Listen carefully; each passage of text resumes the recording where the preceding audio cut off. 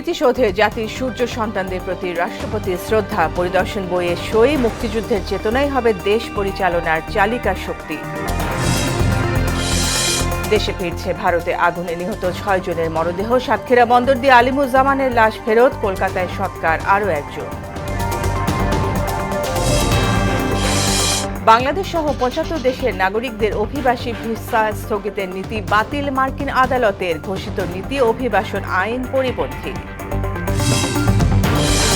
এবং তালেবান শাসনের 5 বছরে শক্তিশালী রাষ্ট্র কাঠামোর আড়ালে অর্থনৈতিক সংকট চরমে। কমেছে বিদেশি বিনিয়োগ, অনিশ্চয়তায় জীবনযাত্রা।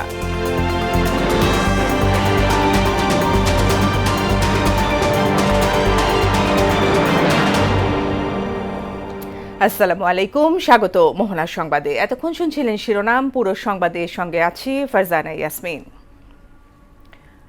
রাষ্ট্রের সর্বোচ্চ পদে নতুন দায়িত্বের শুরুতেই জাতির শ্রেষ্ঠ সন্তানদের স্মরণ ও মুক্তিযুদ্ধের বীর শহীদদের প্রতি শ্রদ্ধা নিবেদনের মধ্য দিয়ে রাষ্ট্রপতি হিসেবে নতুন অধ্যায়ের সূচনা করলেন মির্জা ফখরুল ইসলাম আলমগীর। সকালে সাভার জাতীয় স্মৃতিসৌধে শ্রদ্ধা নিবেদন শেষে পরিদর্শন বইয়ে সই করেন নবনিযুক্ত রাষ্ট্রপতি।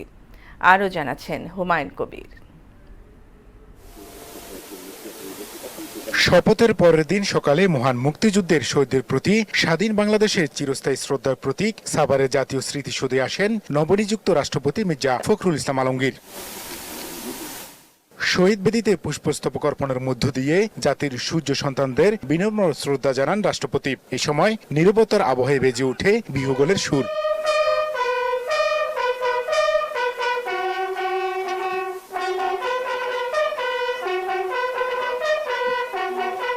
পরে 3 বাহিনীর চৌকস দল রাষ্ট্রপতিকে গার্ড অব অনার প্রদান করে। নতুন রাষ্ট্রপতির এই কর্মসূচি প্রমাণ করে রাষ্ট্র পরিচালনার দায়িত্বে মুক্তিযুদ্ধের ইতিহাস ও শহীদদের আত্মত্যাগের প্রতি রাষ্ট্রের সম্মান ও দায়বদ্ধতাই মূল চালিকা শক্তি।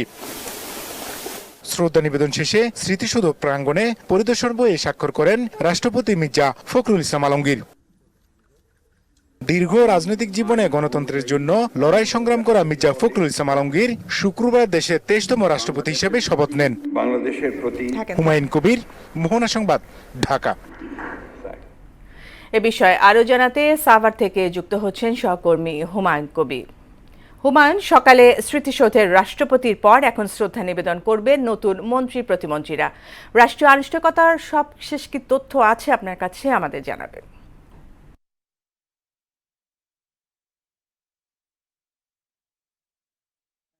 আপনি যেমনটি বলছিলেন যে মন্ত্রিপরিষদে যে নবনিযুক্ত যে মন্ত্রিপরিষদ সদস্য যারা যুক্ত হয়েছেন তারা কিছুক্ষণের মধ্যে কিন্তু অর্থাৎ সাভারে যে জাতীয় স্মৃতিসৌধ সেখানে অর্থাৎ শ্রদ্ধা নিবেদন করার কথা রয়েছে। এখনো পর্যন্ত তারা কিন্তু এসে পৌঁছেনি। আপনি জানান যে এখানে অর্থাৎ 4 জন মন্ত্রী এবং কি প্রতিমন্ত্রী রয়েছেন, 2 জন 6 জন মোট তারা আসার কথা রয়েছে। এখানে যদি আমি নামগুলি জানিয়ে রাখতে চাই, অর্থাৎ মন্ত্রিপরিষদের যে যুক্ত হওয়া নবনিযুক্ত মন্ত্রী অর্থাৎ ডক্টর আব্দুল মঈন খান এলজিআরডি মন্ত্রী, অর্থাৎ তথ্য ও সম্প্রচার মন্ত্রী ব্যারিস্টার আমদানি রহমান পার্থ, রশিদুজ্জামান মিল্লাত বেসামরিক ও বিমান পর্যটন মন্ত্রী, অর্থাৎ পার্বত্য চট্টগ্রাম বিষয়ক মন্ত্রী সাচিং প্রু রয়েছেন। এছাড়া রয়েছেন যে অর্থাৎ পররাষ্ট্র প্রতিমন্ত্রী হুমায়ুন কবির এবং ধর্ম প্রতিমন্ত্রী মোহাম্মদ কাসার শামীম। অর্থাৎ আমরা যতটুকু জেনেছি অর্থাৎ তারা শহীদ প্রেসিডেন্ট জিয়াউর রহমানের মাজার জিয়ারত করে তারা কিন্তু অর্থাৎ জাতীয় স্মৃতিসৌধে এখানে তারা আসবেন, যে মুক্তিযুদ্ধের যে শহীদদের সূর্য সন্তানদের তাদের সম্মাননা জানাবেন। আমি অর্থাৎ যে দাঁড়িয়ে আছি যেখানে পাশে কিন্তু শহীদ অর্থাৎ জাতীয় স্মৃতিসৌধের যে বেদি, এই বেদিতে কিন্তু কিছুক্ষণের মধ্যে যে অর্থাৎ নবনিযুক্ত যে মন্ত্রিপরিষদের যে সদস্য যারা রয়েছেন তারা কিন্তু শ্রদ্ধা নিবেদন করবেন। এখানে আমরা দেখেছি যে ইতিমধ্যে কিন্তু অর্থাৎ 20 শহীদদের অর্থাৎ জাতীয় সূর্য সন্তানদের শ্রদ্ধা নিবেদন করার জন্য ফুল নিয়ে আসা হয়েছে। এখানে অর্থাৎ অপেক্ষা করছি। আমরা কিছুক্ষণ আগে দেখেছি অর্থাৎ ডক্টর আব্দুল মঈন খান যে এলজিআরডি মন্ত্রী, সে এসেছেন। এসে অর্থাৎ যে পরিদর্শনের যে বই সেখানে কিন্তু অর্থাৎ স্বাক্ষর করছেন।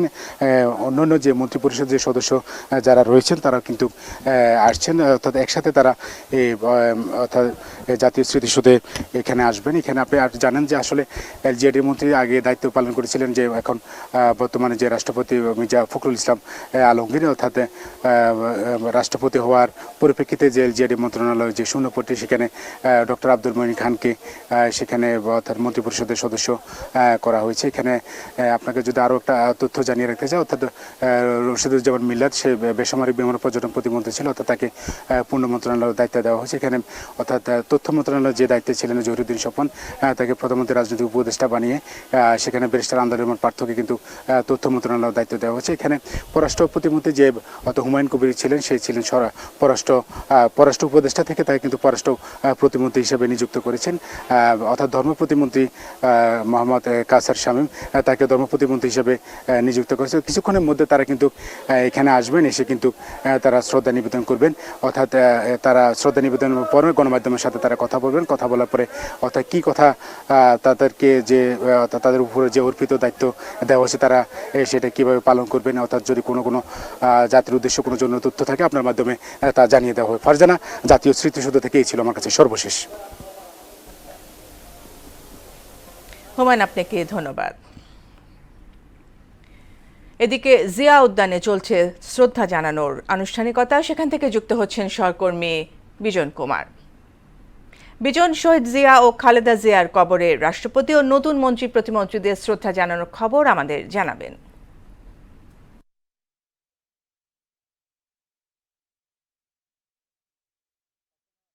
ধন্যবাদ। এবং সকাল থেকেই আসলে যে এই যে সমাধিস্থল, এই সমাধিস্থলে রয়েছে এবং সকাল থেকেই নেতাকর্মীদের আনাগোনা এখানে রয়েছে। একই সঙ্গে নিরাপত্তা ব্যবস্থাটি যেটি রয়েছে সেটি আসলে খুব সুন্দরভাবে এবং জোরালো করা হয়েছে। এবং আপনাকে একটি বিষয় জানিয়ে রাখি যে জাতির বীর সূর্য সন্তান যারা রয়েছেন তাদেরকে শ্রদ্ধা নিবেদন শেষে নতুন মন্ত্রী পরিষদে যারা দায়িত্ব গ্রহণ করেছেন তারা আসলে স্মৃতিসৌধে শ্রদ্ধাঞ্জলি নিবেদনের পরে এই সমাধিস্থলে আসবেন। এবং নতুন মন্ত্রী পরিষদের মধ্যে যারা রয়েছেন ডক্টর আব্দুল মঈন খান, স্থানীয় সরকার, পল্লী উন্নয়ন ও সমবায় মন্ত্রণালয়, ব্যারিস্টার আন্দালিব রহমান পার্থ, তথ্য ও সম্প্রচার মন্ত্রণালয়, এম রশিদুজ্জামান মিল্লাত, বেসামরিক বিমান পরিবহন ও পর্যটন মন্ত্রণালয়, সাচিংপ্রু জেরি, পার্বত্য চট্টগ্রাম বিষয়ক মন্ত্রণালয় এবং ইনি সকালের দিকেই এইখানে শ্রদ্ধাঞ্জলি নিবেদন করেছেন। এবারে হুমায়ুন কবির পররাষ্ট্র মন্ত্রণালয়, তিনি প্রতিমন্ত্রী, এবং মোহাম্মদ শামীম কায়সার লিঙ্কন ধর্ম বিষয়ক মন্ত্রণালয়, তিনি এখানে শ্রদ্ধাঞ্জলি নিবেদন তারা করবেন। এবং আপনার হলো যে স্মৃতিসৌধের শ্রদ্ধাঞ্জলি নিবেদনের পরেই এখানে তারা আসবেন এবং সেই লক্ষ্যে এখানকার যে আনুষ্ঠানিকতা সেটি কিন্তু একেবারে সম্পূর্ণ করেছে দলীয় নেতাকর্মীরা। বিশেষ করে আমরা সকাল থেকে যখন আসি, সকালে শুরুতেই আপনাকে একটি বিষয় বলেছিলাম যে এখানে নেতাকর্মীদের আনাগোনা রয়েছে এবং নেতাকর্মীরা কিছুক্ষণ আগেও কিন্তু এসেছেন এবং স্লোগান দিয়েছেন। আমরা এইটি এখানে পরিলক্ষণ দেখেছি। একই সঙ্গে এখানকার যে নিরাপত্তা ব্যবস্থা, পুলিশের উপস্থিতি সেটি কিন্তু আমরা রেখেছি এবং একই সঙ্গে দর্শনার্থীরাও কিন্তু এখানে আসছেন আমরা লক্ষ্য করছি। এবং ফারজানা, এই দুপুর 1টার পরে আপনার এখানে আসার কথা রয়েছে এবং সেই অপেক্ষাতেই কিন্তু অনেকেই রয়েছেন, গণমাধ্যম কর্মীরা রয়েছেন এবং একই সঙ্গে আপনার হলো যে এখানে যারা নেতাকর্মীরা তারাও কিন্তু রয়েছেন এবং শ্রদ্ধাঞ্জলি নিবেদন শেষে তারা তাদের বক্তব্য পেশ করবেন এইখানে এবং সাংবাদিকরা সেটি ধারণ করবেন এবং পরবর্তীতে কিন্তু সেই বিষয়টি আপনাকে জানাতে পারবো। ফারজানা, এই ছিল আপনার হলো যে সমাধিস্থলের সর্বশেষ। বিজন, আপনাকে ধন্যবাদ। অন্য প্রসঙ্গ, কলকাতার নিউ মার্কেট এলাকার শিখা ইন হোটেলে ভয়াবহ অগ্নিকাণ্ডে নিহত 7 বাংলাদেশির মধ্যে 6 জনের মরদেহ দেশে আসছে। এরই মধ্যে আলিমুজ্জামানের মরদেহ সাতক্ষীরার ভোমরা স্থলবন্দর দিয়ে দেশে ফিরেছে। বাকি 5 জনের মরদেহ বেনাপোল স্থলবন্দর দিয়ে ফেরার কথা রয়েছে।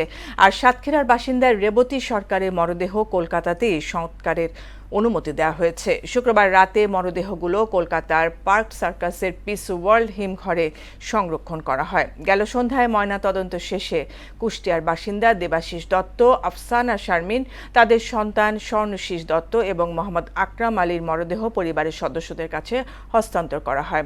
একইভাবে সাভারের আহমেদ বাবু এবং সাতক্ষীরার বাসিন্দা SM আলিমুজ্জামানের মরদেহ ময়নাতদন্তের পর স্বজনদের কাছে হস্তান্তর করা হয়।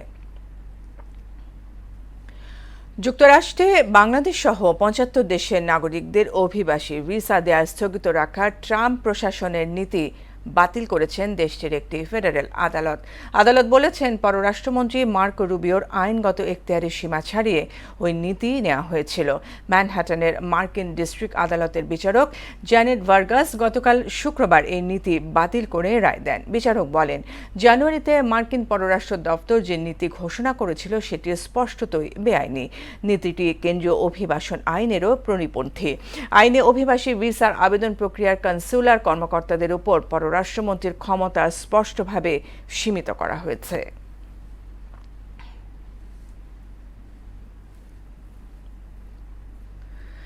তালেবান শাসনের 5 বছরে রাষ্ট্রীয় কাঠামো শক্তিশালী হলেও আন্তর্জাতিকভাবে বিচ্ছিন্ন আফগানিস্তানের অর্থনীতি।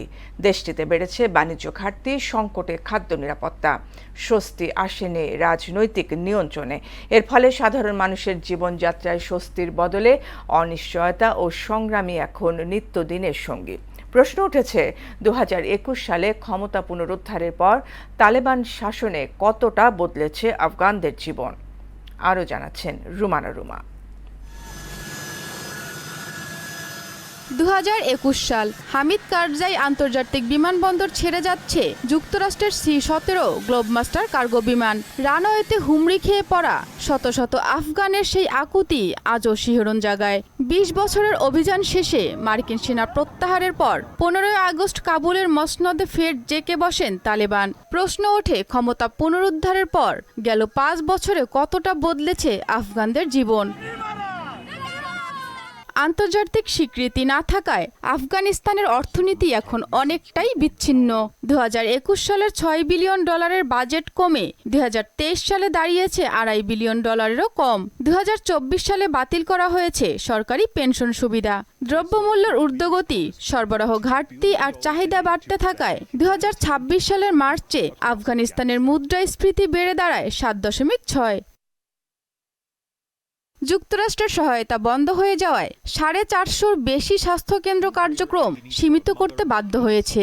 চরম অপুষ্টিতে ভুগছে 5 বছরের কম বয়সী 35.5 লাখ শিশু। সবচেয়ে বেশি অনিশ্চয়তার মুখে আফগান নারীরা। মাধ্যমিক ও উচ্চশিক্ষায় নিষেধাজ্ঞার পাশাপাশি নারীদের কাজ করতে না দেয়ায় ইতিমধ্যে আর্থিক ক্ষতি হয়েছে কোটি কোটি ডলারের। আন্তর্জাতিক স্বীকৃতির অভাবে ব্যাপক হারে কমেছে বিদেশি বিনিয়োগ। গার্ডিয়ানের তথ্য মতে 2026 সালে মানবিক সহায়তার প্রয়োজন হবে 2.19 লাখ আফগানের। এর মধ্যে শিশুর সংখ্যা অর্ধেকের বেশি, প্রায় 1.16 লাখ। আর এই মুহূর্তে দেশটিতে তীব্র অপুষ্টিতে ভুগছে 5 বছরের কম বয়সী 35 লাখ শিশু। এরই মধ্যে ইরান ও পাকিস্তান থেকে লক্ষাধিক অবৈধ অভিবাসী দেশে ফিরে আসায় আবাসন, চাকরি ও স্বাস্থ্যসেবার ওপর তৈরি হয়েছে অতিরিক্ত চাপ। রাশিয়া তালেবানকে স্বীকৃতি দিয়েছে, চীন ও আরব আমিরাত গ্রহণ করেছে রাষ্ট্রদূত। সম্পর্ক বাড়াতে কাজ করছে নয়াদিল্লি ও ইউরোপীয় ইউনিয়নও। বৈশ্বিক শাসন কাঠামো থেকে সম্পূর্ণ বিচ্ছিন্ন হয়ে দেশ চালানো যে কঠিন, তা এখন হাড়ে হাড়ে টের পাচ্ছে তালেবান। আন্তর্জাতিক অঙ্গনের স্বীকৃতি মিললেই কেবল ঘুরে দাঁড়ানোর নতুন স্বপ্ন দেখতে পারে যুদ্ধবিধ্বস্ত এই জনপদ। রুমানা রুমা, মোহনা সংবাদ। গেল বছর ডেঙ্গুর অন্যতম হটস্পট ছিল দক্ষিণের জেলা বরগুনা। 1 বছর পার হলেও বদলায়নি সেই চিত্র। ফের এডিস মশার আতুর ঘরে পরিণত হয়েছে জেলাটি। চলতি মৌসুমে হু হু করে বাড়ছে ডেঙ্গু রোগীর সংখ্যা। পরিস্থিতি নিয়ন্ত্রণে জনসচেতনতার পাশাপাশি মশক নিধন কার্যক্রম জোরদারের কথা জানিয়েছে কর্তৃপক্ষ। গোলাম হায়দার স্বপনের তথ্যচিত্রে জানাচ্ছেন মিশাল বিনতে আনোয়ার। গেল বছর ডেঙ্গুতে 10,000-এর বেশি আক্রান্ত আর 58 জনের মৃত্যুর ভয়াবহ স্মৃতি এখনও তাড়া করে বরগুনাবাসীকে। দেশের মোট ডেঙ্গু আক্রান্তের প্রায় 10% ছিল বরগুনা জেলার। পরিস্থিতি মহামারী আকার ধারণ করায় বরগুনাকে ডেঙ্গুর হটস্পট ঘোষণা করে কর্তৃপক্ষ। তবে 1 বছর পার হলেও সেই চিত্র বদলায়নি। চলতি মৌসুমে জমে থাকা নোংরা পানি, পরিত্যক্ত ডোবার চারপাশে ছড়িয়ে ছিটিয়ে থাকা আবর্জনায় ফের চোখ রাঙাচ্ছে মশার লার্ভা। সন্ধ্যার সময় মশার জন্য টেহা যায় না, মশায় যে কামড়ায় ঘুরিয়া। প্রত্যেকেই আর কি ডেঙ্গু রোগে আক্রান্ত হয়েছি। ওই রকমের ঔষধ দেওয়া হয় না, মাঝে মধ্যে একটু ধুমো দেওয়া হয়। মশক নিধনের যে কার্যক্রম সেটিও আসলে এখন আমরা লক্ষ্য করতে পারছি না। আমরা আতঙ্কের মধ্যে আছি বরগুনা পৌরবাসী এবং গ্রামের। মহামারী আকার যাতে না ধারণ করে সেই জন্য প্রশাসনের আগে থেকেই পদক্ষেপ নেওয়া উচিত। ডেঙ্গু নিয়ন্ত্রণে মশার লার্ভা নিধন কার্যক্রম পরিচালনার কথা জানালেন স্বাস্থ্য বিভাগ ও পৌর কর্তৃপক্ষ। প্রাদুর্ভাব প্রবণ এলাকা এই সমস্ত ইউনিয়নকে আমরা চিহ্নিত করে জোরদার কার্যক্রম পরিচালনা করছি। আশা করছি গতবারের মতো এবার সেই রকম একটা পরিস্থিতি তৈরি হবে না, আমরা হয়তো একটা কমফোর্ট জোনে থাকতে পারবো। পর্যাপ্ত পরিমাণ অ্যাডাল্টিসাইড এবং লার্ভিসাইড মজুত করেছি, অতিরিক্ত ফগার মেশিন ক্রয় করেছি। এলাকায় নিরবিচ্ছিন্নভাবে আমরা ঔষধ প্রয়োগ করতে পারি। দ্রুত কার্যকর মশক নিধন অভিযান চালানো না হলে এবারও ডেঙ্গু পরিস্থিতি অনিয়ন্ত্রিত হয়ে পড়বে বলে শঙ্কা সবার। মিশাল বিনতে আনোয়ার, মোহনা সংবাদ। দর্শক, এই মুহূর্তে সাভার স্মৃতিসৌধে নতুন নির্বাচিত মন্ত্রী এবং প্রতিমন্ত্রীরা শ্রদ্ধা নিবেদন করে ব্রিফ করছেন। আমরা সরাসরি চলে যাচ্ছি সেখানে।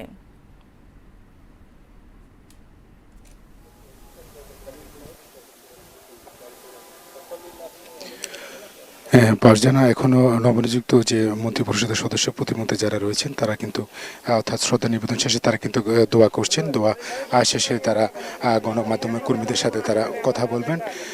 আমরা চলে যাচ্ছি অর্থাৎ মন্ত্রিপরিষদের সদস্য যারা আছেন তাদের কাছে। এখানে আমাদের গণমাধ্যমের সাথে কথা বলবেন অর্থাৎ এলজিইডি মন্ত্রী ডক্টর আব্দুল মঈন খান। আমরা কথা বলার চেষ্টা করি কিছুক্ষণের মধ্যে, অর্থাৎ গণমাধ্যম কর্মীদের সাথে কথা বলবেন ডক্টর আব্দুল মঈন খান। আমরা সরাসরি চলে যাচ্ছি এলজিইডি মন্ত্রী আব্দুল মঈন খানের কাছে।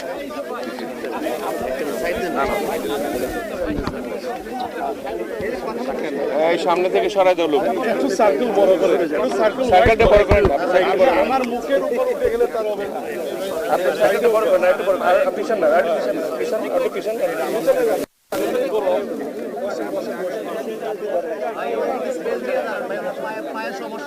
এমনি পায়ের সমস্যা আছে, আপনি দেখেন না।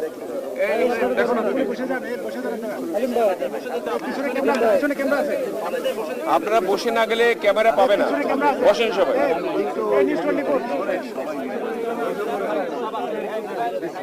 ভাই আপনারা বসে নিন, বসেন, পাচ্ছেন না, আপনি একা ব্রিফ করেন, অনলি ব্রিফ। বসেন ভাই,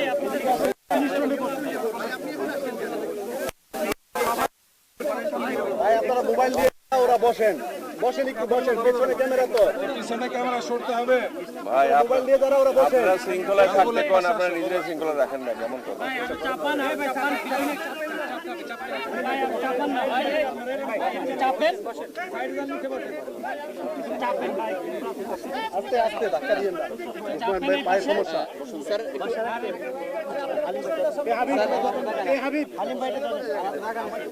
স্যার আগে আপনি এর আগে মন্ত্রীর দায়িত্ব পালন করেছেন, নতুন করে আবার বড় মন্ত্রণালয়ের দায়িত্বের পড়লো, চ্যালেঞ্জ কোনটুকু এই সরকারের জন্য চ্যালেঞ্জ কি দেখছেন স্যার আপনারা দায়িত্ব পালনের ক্ষেত্রে? আমি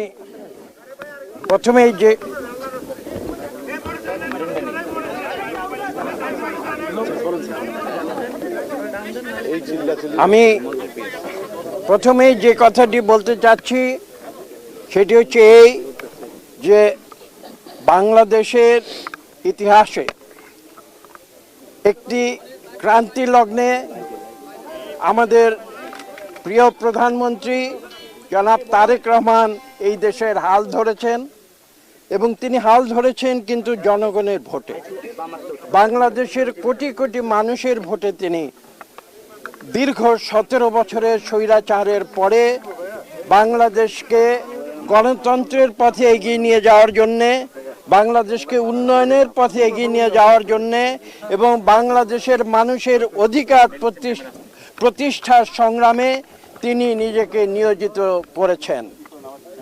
এবং তারই ধারাবাহিকতায় আপনারা যে প্রশ্নটি করেছেন, তিনি যে মন্ত্রিসভা 6 মাস আগে গঠন করেছিলেন, এটা সারা বিশ্বে একটি স্বাভাবিক প্রক্রিয়া। তারই ফলশ্রুতিতে আজকে তিনি মন্ত্রিসভায় সংযোজন করেছেন এবং বাংলাদেশের যে সমস্যাগুলো, যে কথাগুলো সম্বন্ধে তিনি নিজে সম্পূর্ণভাবে ওয়াকিবহাল রয়েছেন, সেই সমস্যাগুলো দূর করে বাংলাদেশকে একটি গতিশীল রাষ্ট্রে পরিণত করা এবং বিশ্বের বুকে বাংলাদেশের সুনাম পুনঃপ্রতিষ্ঠিত করা। ঠিক যেভাবে আমি বলেছি একটি দ্বিতীয় ক্রান্তিকাল, যেটা মনে রাখতে হবে আজকে আমাদের, যে বাংলাদেশের অপর একটি ক্রান্তিকালে যখন এই দেশের সমগ্র মানুষ কিংকর্তব্য বিমূঢ় হয়েছিল, যখন এই দেশে স্বাধীনতার যুদ্ধের উপযুক্ত সময় উপনীত হয়েছিল, যখন এদেশে যে রাজনৈতিক একটি দল যারা নিজেদের স্বাধীনতার পক্ষের শক্তি বলে দাবি করে, তারা যখন তাদের দায়িত্ব পালনে ব্যর্থ হয়েছিল, সেই সময় তিনি শহীদ প্রেসিডেন্ট জিয়াউর রহমান কালুরঘাট বেতার কেন্দ্র থেকে স্বাধীনতার ঘোষণা দিয়েছিলেন। এই ইতিহাসগুলো আজকে বলতে হয় নতুন প্রজন্মের জন্যে, কেননা আজকে আমরা দেখেছি যে বারবার বাংলাদেশে গণতন্ত্রের যে পরিক্রমা সেটা ব্যাহত হয়েছে এবং বারবার বিএনপি সেটাকে নতুন করে প্রচেষ্টা নিয়েছে এদেশকে গণতন্ত্রের পথে নিয়ে যাওয়ার জন্য। এ প্রসঙ্গে আমি আরেকটি কথা না বললে আমার বক্তব্য অসম্পূর্ণ থাকবে। আপনাদের মনে আছে ৮১-র দশকে 1981 পরে শহীদ প্রেসিডেন্ট জিয়াউর রহমানের দুঃখজনক বিদায়ের পরে ৬২ সালে বিএনপির হাল ধরেছিলেন দেশনেত্রী বেগম খালেদা জিয়া এবং 1982 সালে দেশনেত্রী বেগম খালেদা জিয়া নতুন করে দেশের হাল ধরেছিলেন এবং আপনাদের মনে আছে তিনি রাজপথে সংগ্রাম করে। দর্শক, স্মৃতিসৌধে ফুলেল শ্রদ্ধা নিবেদনের পর কথা বলছিলেন নতুন দায়িত্বপ্রাপ্ত এলজিআরডি মন্ত্রী ডক্টর আব্দুল মঈন খান। আমরা সরাসরি যুক্ত ছিলাম সেখানে। চলে যাচ্ছি পরবর্তী সংবাদে। জয়পুরহাটের পুরানাপুল এলাকায় চিলাহাটি থেকে রাজশাহীগামী বরেন্দ্র এক্সপ্রেস ট্রেনের কয়েল স্প্রিং ও বডি ভেঙে বিকল হয়ে পড়েছে। তবে চালক ও পরিচালকের তৎপরতায় বড় ধরনের দুর্ঘটনা থেকে বেঁচে গেছেন শত শত যাত্রী। আকস্মিক এই বিকলের কারণে পার্বতীপুর, সান্তাহার, রাজশাহী ও ঢাকাগামী রুটসহ উত্তরাঞ্চলের ট্রেন যোগাযোগ সম্পূর্ণ বন্ধ রয়েছে। সাময়িক এই স্থবিরতায় আশেপাশের বিভিন্ন স্টেশনে বেশ কয়েকটি যাত্রীবাহী ট্রেন আটকা পড়ে চরম দুর্ভোগে পড়েছেন সাধারণ যাত্রীরা। আন্তর্জাতিক প্রসঙ্গ। ইরানের পররাষ্ট্র মন্ত্রণালয়ের মুখপাত্র ইসমাইল বাঘি বলেছেন, ইরানের উপর যুক্তরাষ্ট্রের নতুন নিষেধাজ্ঞা একটি দেশের বিরুদ্ধে অবৈধ অর্থনৈতিক যুদ্ধের সীমা ছাড়িয়ে গেছে। এসব নিষেধাজ্ঞাকে সব সরকারের বিরুদ্ধে যুদ্ধ ঘোষণা হিসেবে আখ্যায়িত করেন তিনি। শনিবার ইরানের বার্তা সংস্থা ফার্সের বরাতে এই তথ্য জানানো হয়েছে। তিনি আরও জানান, নতুন নিষেধাজ্ঞার এই ঘোষণা জাতিসংঘের সকল স্বাধীন সদস্য রাষ্ট্রের উপর যুক্তরাষ্ট্রের বহির্রাষ্ট্রীয় সার্বভৌমত্ব প্রতিষ্ঠার একটি প্রচেষ্টা। অর্থনৈতিক জবরদস্তিকে একটি আন্তর্জাতিক অপরাধ এবং অন্যায় কাজ হিসাবে আখ্যায়িত করেছেন বাঘি।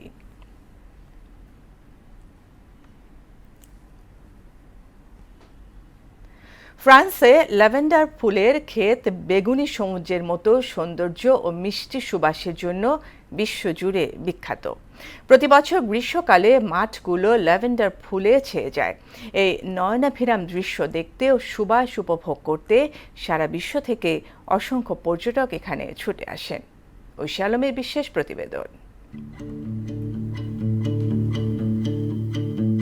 সাধারণত প্রতি বছর জুন মাসের মাঝামাঝি থেকে আগস্টের শুরু পর্যন্ত ল্যাভেন্ডার ফুল ফোটার সেরা সময়। বিশেষ করে জুলাই মাসে ভালেন্সোল বা সেক অঞ্চলের মালভূমিগুলো গাঢ় বেগুনি রঙে সেজে ওঠে। এই সময়ে পুরো আবহাওয়ায় এক ধরনের জাদুকরী ও রোমান্টিক পরিবেশ তৈরি হয়।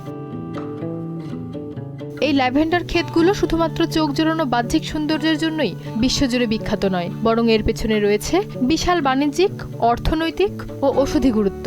ফার্সি সংস্কৃতি এবং গ্রামীণ অর্থনীতিতে ল্যাভেন্ডারকে অত্যন্ত সম্মানের সঙ্গে নীল সোনা বলে ডাকা হয়।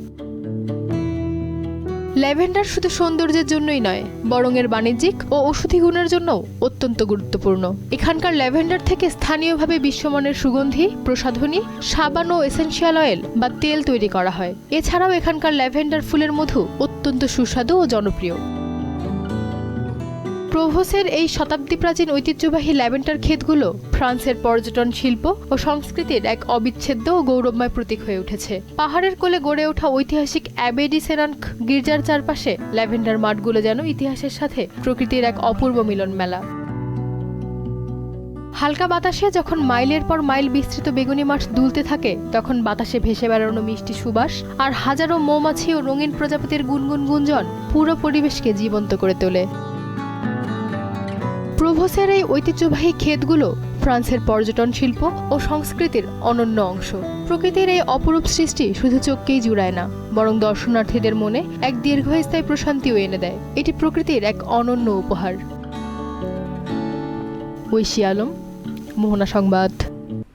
শেষ করব মোহনা সংবাদ, যাবার আগে শিরোনামগুলো আরও একবার।